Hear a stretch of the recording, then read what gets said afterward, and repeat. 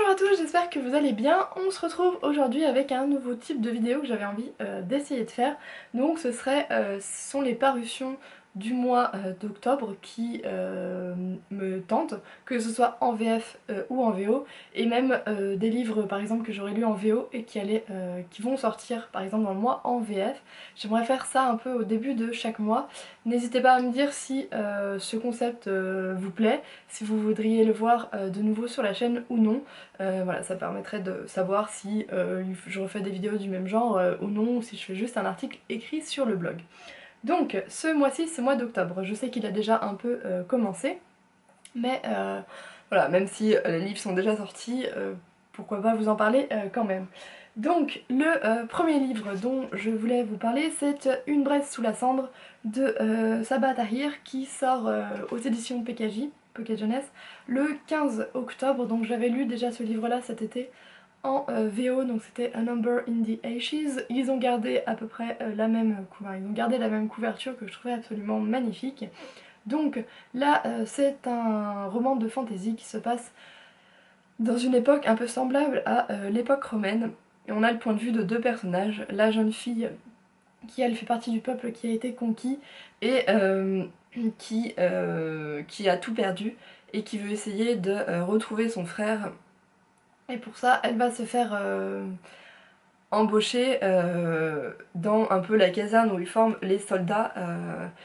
Enfin voilà, tout va se tramer autour de complots et de la manière de récupérer des informations un peu secrètes. Et le jeune homme, lui, est un guerrier un peu élitiste qui a été formé dans cette caserne et qui ne se sent pas voué au destin que cette école lui réserve.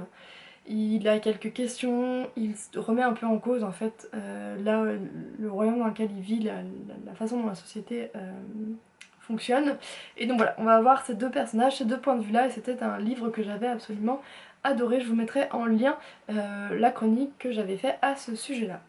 Le deuxième roman en VF que je vous conseille, ce serait Outlander, La neige sous la cendre, le tome 6 qui sort aux éditions J'ai lu le 28 octobre.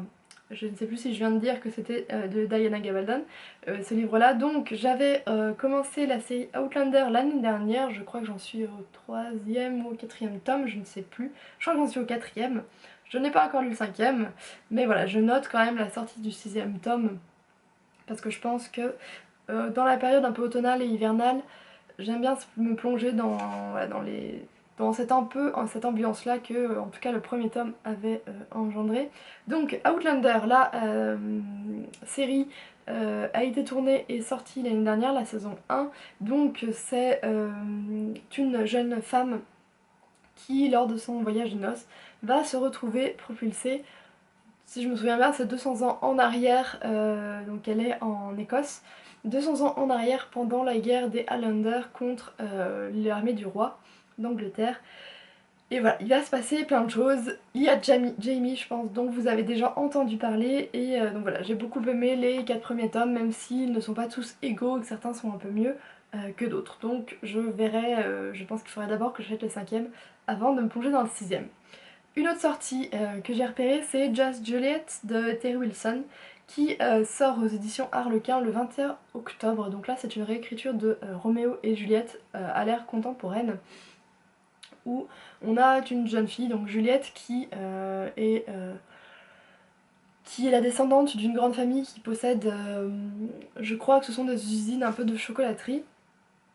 Et il y a une famille qui l'aurait, je me rappelle plus du nom de famille de cette famille-là, qui est un peu ennemie avec sa propre famille.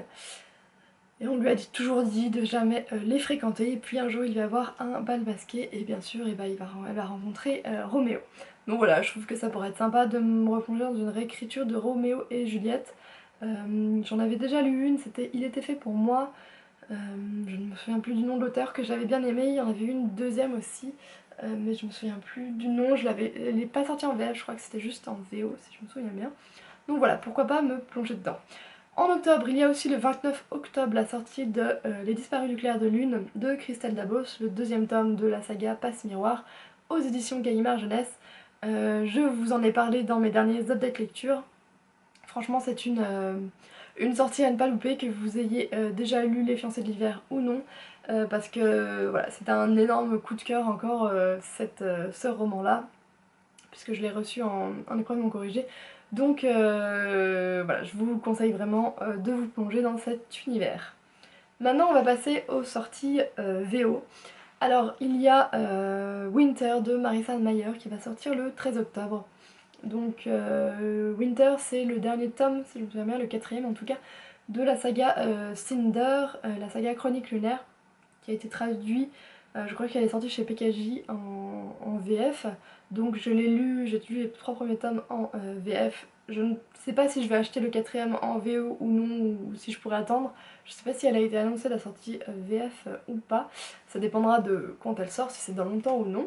Donc ce sont des réécritures de contes. Le premier tome, Cinder, c'est une réécriture de Cendrillon, le deuxième tome du Petit Chaperon Rouge, le troisième tome de Réponse, et là Winter c'est comme on peut le voir sur la couverture, une réécriture de Blanche-Neige. Bien sûr, toutes ces histoires sont liées, à chaque fois c'est juste des personnages, des nouveaux personnages qu'on voit qui apparaissent dans cette action, puisque c'est un roman à multiples personnages. Ce sont des réécritures de contes dans un monde où les humains vivent avec des humanoïdes et des robots. Voilà, tout se tourne autour de ça et j'ai beaucoup aimé la façon dont l'auteur gardait l'empreinte du conte sans pour autant le suivre à la lettre, et voilà, elle ajoute plein de petites choses, et voilà, j'ai vraiment aimé les 3 premiers tomes, et je pense que voilà, j'ai quand même envie de me plonger dans ce dernier tome là, à voir si c'est en VO ou en VF. Une autre sortie, c'est Ice Like Fire de Sarah Reich, qui sortira le 13 octobre, donc on m'a conseillé son premier tome qui est... Ah, je sais plus. Snow Like Ashes, voilà, Snow Like Ashes, que j'ai en ma possession et que je compte lire très bientôt, donc je note quand même cette sortie-là. Je me souviens plus exactement du synopsis, je vous mettrai en lien, en barre d'infos, le lien vers le premier tome et vers ce tome-là pour que vous puissiez aller voir les synopsis s'ils vous intéressent. Et ces livres-là n'ont pas été traduits en VF pour le moment. Et ensuite, une autre sortie que j'ai repérée, c'est The Play de Karina Hill qui sort le 27 octobre. Alors, comme vous avez pu le voir, j'avais adoré Love in English de cet auteur. Ensuite, j'ai lu cet été Racing the Sun. On y parle donc c'est une jeune femme qui a décidé de mettre sa vie amoureuse de côté, de ne plus tomber amoureuse, et d'un jeune homme qui joue au rugby, si je me souviens bien. Et donc voilà, il y a l'air d'avoir... je pense que ça va être un peu beaucoup de désir entre eux, beaucoup d'explosions à voir. Voilà, peut-être que ça pourrait me plaire, faire une romance comme ça de temps en temps. Ça me plaît bien. Donc voilà les livres dont la sortie donc, se fera en octobre et qui m'intéressent.